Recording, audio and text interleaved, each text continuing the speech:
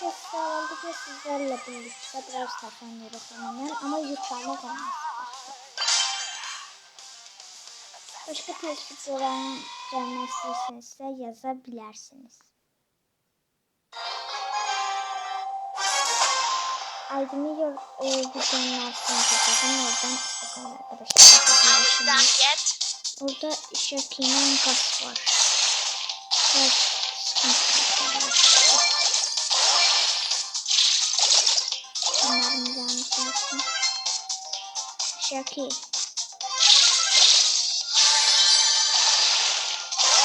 Oh my god. Çok iyi. Nasıl sen öldüremezsin? You just got run. Ve 3 nefer kaldı. Gördüğünüz gibi hemen yük almamışım.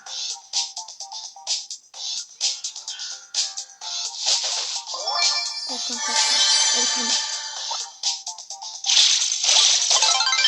Öldürme istiyorum. Oynayak bize ateş edersin. O değişti değil. Ve dostlar bu görevimizi yerine getirdik. Hiç almadık.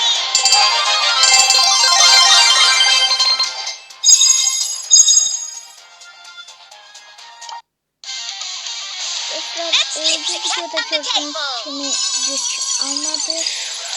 Görev başarılı oldu. Sağ olun dostlar. Bugünlük bu kadarıydı.